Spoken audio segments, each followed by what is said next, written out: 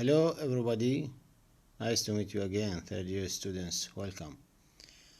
The world is too much with us by William Wordsworth. The world is too much with us late and soon, getting and spending will lay waste our powers. Little we see in nature that is ours. We have given our hearts away a sordid boon. This sea that bears her bosom to the moon, the winds that will be howling at all hours, and are up gathered now like sleeping flowers, for everything, we are out of tune. It moves us not, great God. I would rather be a pagan, suckled in a greed. Outwin, so might I, standing on this pleasant lea, have glimpses that would make me less forlorn, have sight of Proteus rising from the sea, or hear old Triton blow his wreathed horn. Wordsworth. The speaker of this poem is the poet himself.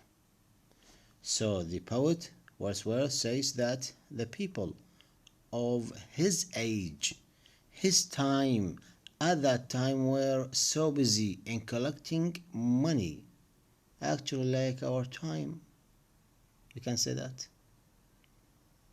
Collecting money, wealth and fortune, spending their time of the day talking, playing,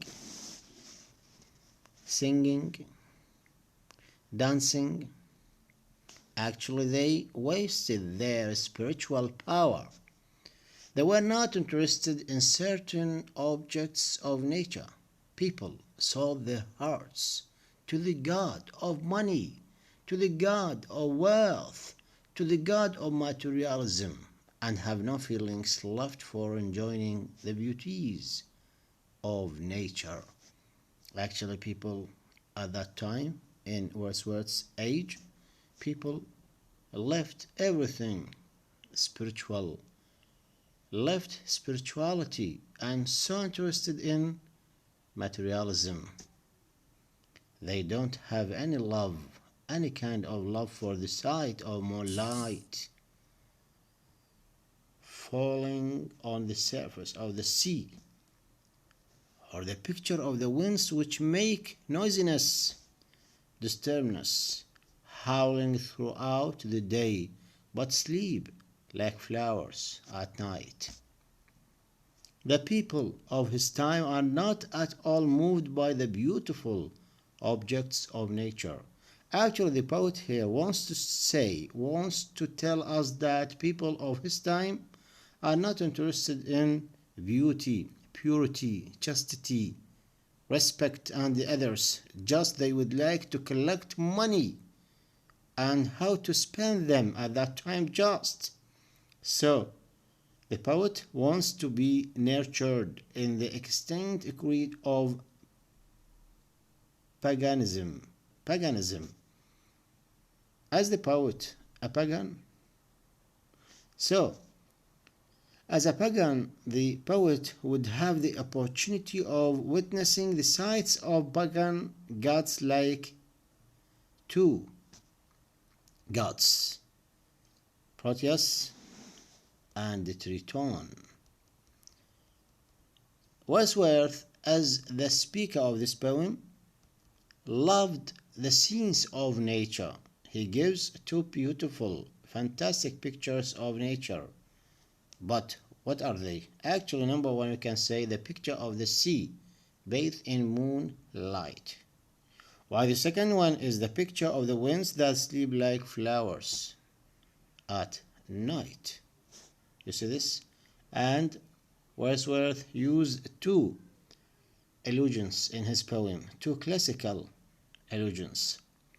Allusion means or refers to a reference, can be some types or kinds, like biblical, like literally, like classical. So in this poem actually we find classical, that is a kind of illusion used by or given by Wordsworth in his poem. Number one, a Greek god, Proteus, was a sea god that rising from the sea, while the second god is Roman, yes, taken from Roman mythology.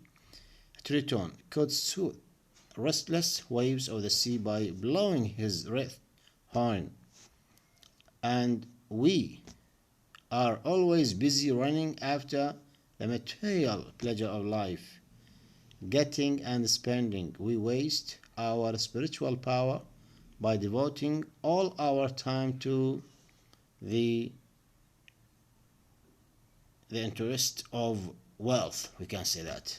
So the speaker of this poem, Wordsworth, wants to criticize modern civilization that lacks imagination, the stubbornness of its greeds, the rash and posh of its public life. And also, the poet in his poem mentions a sordid boon, which means material gains. And then in another line, for example, he said, "We are out of tune." What does it mean? Means we are out of tune means we cannot distinguish our relationship with the beautiful objects of nature. And Wordsworth in this poem mentions the word pagan. Wordsworth actually is rather slightly a pagan. He is always connected with nature because actually, as you know, Wordsworth is a poet of nature. It is like a feature, characteristic for the people of his time. So that is a brief summary about this poem, and good luck. God bless you. Thank you so much for your listening for our lecture today. Thanks so much, my sweet students.